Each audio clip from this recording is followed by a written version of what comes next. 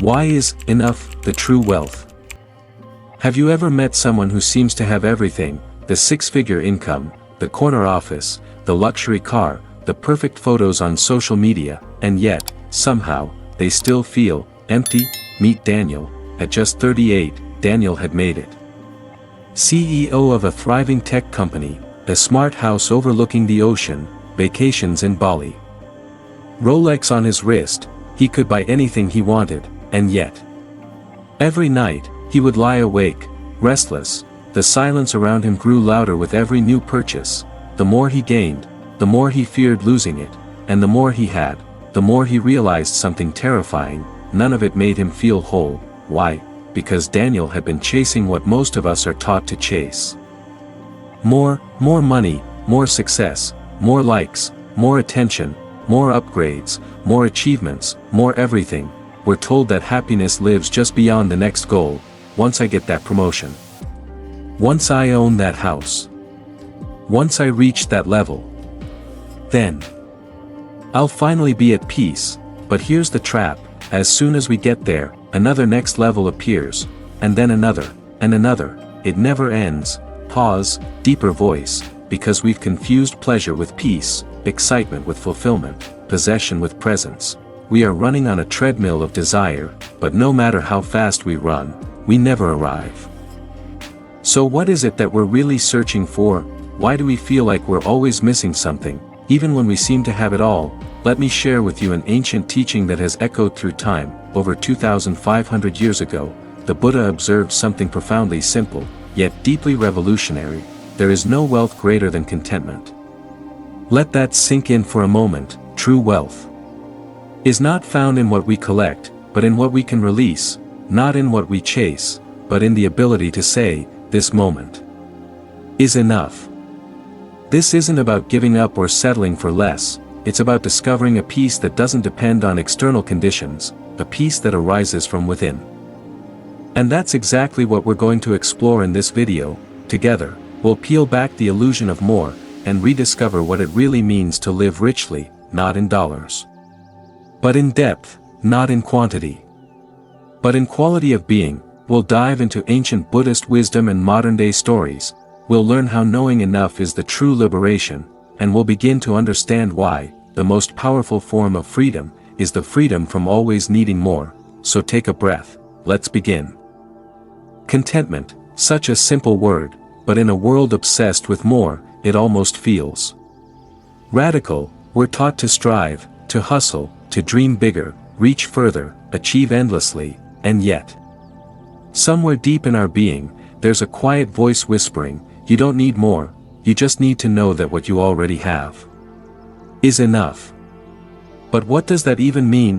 What is knowing contentment? Let me tell you about a monk named Ajahn Kamdi. He lived in a remote forest monastery in northern Thailand. No phone, no electricity, no bed, just a bamboo mat, his meals. Whatever villagers offered that day. One afternoon, a wealthy businessman visited the temple. He looked around, saw the cracked walls, the simplicity, the silence, and asked, half-jokingly, don't you ever wish for something better? Ajahn Kamdi smiled softly, looked at the sky, and replied, better than what? The businessman was confused. Better than this. A nicer room. Air conditioning. Comfort. Ajahn simply said, when the heart is quiet, even this cracked wall is a palace. That is the wisdom of enough. It's not about having nothing, it's about no longer being a prisoner of wanting more. You see, the Buddha taught a powerful truth: desire is a fire that feeds itself. When you get what you want, does it really end there, or does the mind immediately start wanting something new? First you wanted a better job, then a bigger title, then freedom from the job entirely. Each time, you thought, just one more thing. But the craving morphed. It didn't vanish. That's why contentment is not a result, it's a choice, a wisdom, a spiritual insight. It's the deep understanding that peace comes not from adding more, but from subtracting craving. In Buddhist teachings, this is called santuthi, the joy of sufficiency. It means to recognize the value of what is, instead of constantly chasing what isn't. When you know contentment, you're no longer tossed around by the winds of desire. You stop saying, "I'll be happy when," and start saying, "I am at peace now." Think about that power, to sit in your own home, however simple, to eat a meal, however plain, to wear clothes, however humble, and to feel full. This is not poverty, this is spiritual richness. It's not anti-ambition, it's pro-awareness. It means your joy is no longer at the mercy of things you cannot control, and when you're no longer needing the world to fulfill you, you finally have the freedom to fulfill the world with your presence. So ask yourself this: when was the last time you truly paused and felt grateful for what already is, because in that very moment, you were already enough? Have you ever felt good about your day, until you opened your phone? You were content, until you scrolled through someone's luxury vacation, their perfect relationship, their flawless skin, their highlight reel of success, and suddenly, your life felt small, ordinary, not enough. Welcome to the trap of comparison, where joy is stolen by someone else's illusion, where we measure our inner worth against outer appearances, and where we silently ask ourselves, why am I not there yet? But let's take a deeper look. Why do we compare in the first place? It begins innocently. As humans, we seek to understand ourselves, to know where we stand, to improve, but when the mind is untamed, this natural instinct turns into a relentless judgment machine. We don't just observe others, we measure ourselves against them, and then we shrink. We forget our own path, our own timing, our own truth. In Buddhist teachings, this is called mana, the mental habit of measuring. Mana doesn't just mean arrogance, it means comparison in all its forms. I'm better than, I'm worse than, I'm equal to. All three are traps, because they keep your worth tied to something outside yourself. Let me share a story. There was a young monk, barely 20 years old, who felt discouraged. He saw older monks meditating longer. He saw others speak more eloquently. He thought, "I'll never be as wise. I'm just not good enough." One day, his teacher sat him down and said, "Look at the moon. It does not try to be the sun, and yet, it shines in its own time. Stop measuring. Start blooming." You see, a tree doesn't rush to grow because the one next to it is taller. A flower doesn't compare its petals to another's colors. Only humans do this. But the more we compare, the more we suffer, because comparison always asks, "Am I behind?" But life is not a race, and no one is truly ahead or behind. We're just walking different paths. Some start fast, some bloom late, some are quiet rivers, others are crashing waves. The beauty is in the diversity. The richness is in the authenticity. In Buddhism, we are taught that each being has its own karmic unfolding. No two journeys are identical, so why compare? Instead of asking, "Why am I not like them?" try asking, "Am I more me today than I was yesterday?" That is the real progress. And here's a truth the Buddha pointed out over 2,500 years ago: comparison is the thief of joy, and craving the maker of suffering. Knowing yourself, and living truthfully, that is liberation. So the next time you feel that wave of comparison creeping in, remember, you are not behind, you are not late, you are not less, you are exactly where you need to be, learning, growing, and unfolding at your own divine pace. Let go of the illusion of ranking, and reclaim the quiet joy of your own becoming. Letting go, two simple words, but often the hardest thing to do. We carry so much: old memories, regrets, hurt, expectations, fears of not having enough, fears of not being enough, and over time, those burdens become our identity. We say, "I can't let go, because this pain is part of who I am. This story, this grudge, this fear, it's me." But what if it's not? What if who you truly are is what remains when you release what you no longer need? Let me tell you a story. There's a well-known Zen parable about two monks walking through the countryside. They reach a river, and a young woman stands at the edge, afraid to cross. One of the monks offers to carry her across on his back. She thanks him, and they continue their way. Hours pass. Finally, the other monk, clearly upset, says, "Why did you carry that woman? We're not supposed to touch women." The first monk calmly replies, "I set her down hours ago. why are you still carrying her? That is the power of letting go. We don't just carry people, we carry moments, we replay them, re-feel them, we drag them like invisible weights, and often, the heaviest burdens are the ones no one sees. In Buddhism, this is known as upadana, clinging, attachment. We cling to identities. I am successful. I am a failure. We cling to relationships, even when they no longer nurture us. We cling to desires, even when they exhaust us, and the Buddha taught. Attachment is the root of suffering. Letting go is not losing. It is gaining freedom. You see, we think letting go means giving up, but in truth, it means making space. Imagine your mind like a room. If it's cluttered with old boxes, resentment, expectations, fears, there's no room for peace to enter. But when you begin to empty the space, light can flow in, fresh air, new clarity. Letting go is not a one-time act, it's a daily practice, a discipline of softness. It says, I don't need to hold this anymore. I can lay it down, I can be lighter. Sometimes we let go of things, sometimes we let go of people, but often, what we truly need to let go of, is who we thought we had to be. We don't always realize it, but much of our suffering comes not from reality, but from resisting it. We resist impermanence, we resist change, we resist being where we are, but the river of life is always flowing, and when we let go of trying to dam it up, we can finally float. In this practice, contentment begins to arise naturally, not from getting something more, but from releasing what weighs us down. So today, ask yourself, what am I still carrying that no longer serves me? Because the truth is, you were never meant to carry it all. What if I told you, you're already rich, not rich in what the world counts, cars, cash, clicks, but rich in something far more precious, presence, breath, this moment, this life. But here's the catch, we rarely see it, because we've been taught to measure wealth by what we don't have. We count what's missing, we focus on the gaps, we chase after more, thinking joy is somewhere ahead of us, not here, not now. And yet, in the teachings of the Buddha, there's a quiet truth that repeats again and again, he who knows enough is rich, and he who is grateful, lives in joy. Let that settle in. Gratitude isn't just a feel-good emotion, it's a spiritual revolution.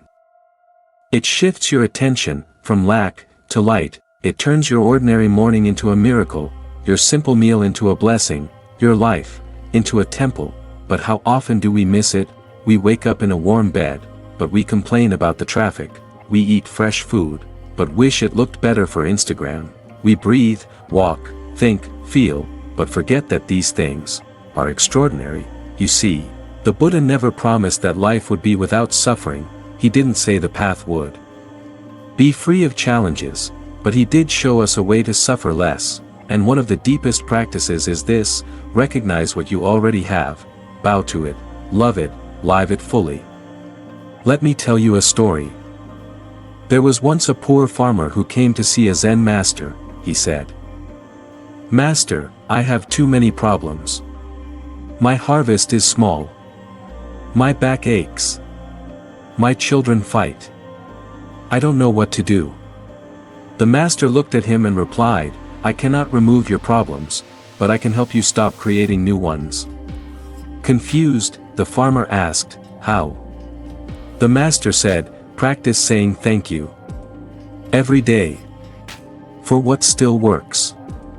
At first, the farmer thought it was nonsense, but slowly, he tried. He thanked the soil, even when the crops were thin. He thanked his aching body for still moving. He thanked his children for being alive to argue, and something began to shift, not his life, but his lens. This is the alchemy of gratitude. It doesn't change the outer world.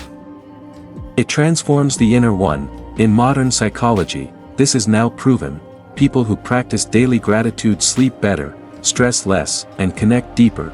But Buddhism knew this thousands of years ago, because to be grateful is to be awake. It's to see the miracles hiding in plain sight, the breath in your chest, the sky above your head, the kindness of a stranger, the fact that right now, you are still here, still breathing, still walking your path, still becoming. That is silent abundance. And when you live from this space, you stop chasing joy, because joy is already holding your hand. So, pause, right now, look around you, and whisper, thank you. Not because life is perfect, but because this moment is real, and that, dear listener, is more than enough. There's a quiet kind of wealth that doesn't shine, it doesn't boast, it doesn't scream from the rooftops, but it radiates peace. It's called contentment, and once you taste it, even just for a moment, you realize, you've been chasing shadows your whole life. We live in a culture that celebrates more. More success, more productivity, more speed, more fame, more things to post, more things to prove. But here's the truth Buddhism whispers, contentment is the greatest wealth, and the one who is content owns everything. Not in quantity, but in quality, because when your heart is at peace, the world is enough, you are enough, right here, right now. Let me share a story. A powerful king once asked a sage, "What can I possess that will make me truly happy forever?" The sage thought for a moment, then gave him a small ring. Inside was engraved 4 words, "This too shall pass." At first, the king was confused, but as time went on, he began to understand. In moments of triumph, the words humbled him, in moments of despair, they comforted him, and over the years, he realized, happiness does not come from clinging to what changes, but from accepting what is. This is the essence of contentment. It isn't passive, it's powerful. It means you've stopped resisting the present. Stopped comparing your chapter to someone else's highlight reel. Stop measuring yourself by things outside your control. It means, you've come home to yourself. In the Dhammapada, the Buddha says, health is the greatest gift, contentment the greatest wealth, faithfulness the best relationship, and nirvana, the highest joy.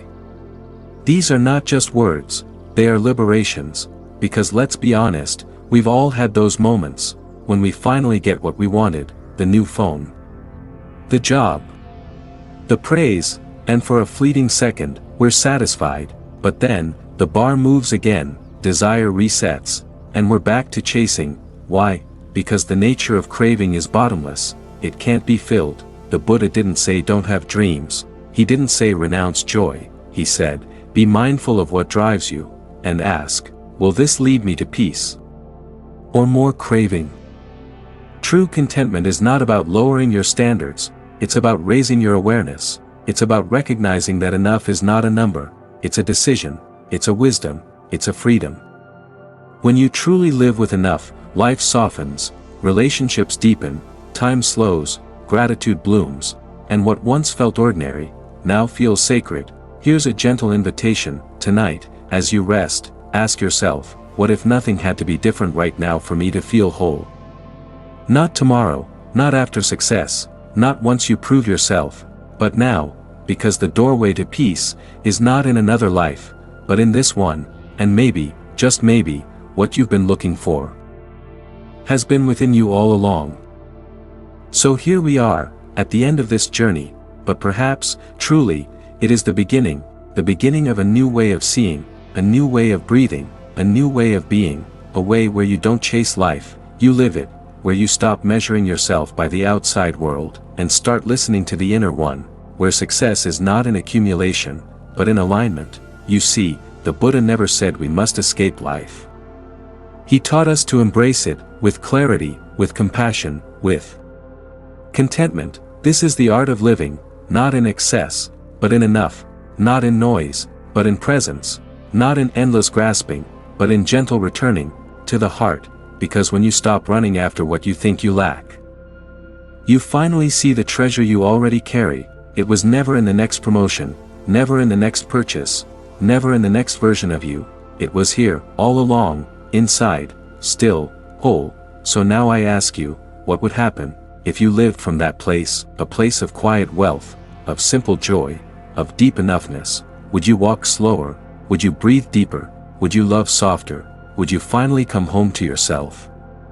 Let this be your practice, not just for today, but for every ordinary moment that asks to be seen, and when life tempts you to forget, to chase again, to compare again, to want more again, come back to this breath, to this body, to this moment, and whisper gently, I have enough, I am enough, this is enough. Because in that knowing, you will find a kind of wealth, no thief can steal, no world can offer, no mind can measure. You will find the greatest treasure of all, contentment, peace, freedom.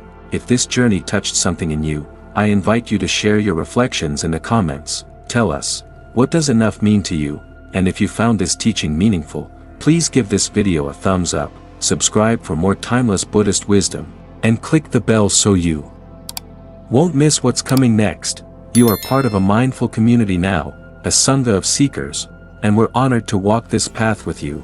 Until next time, stay grounded, stay grateful, and keep coming home to the simple miracle of being alive.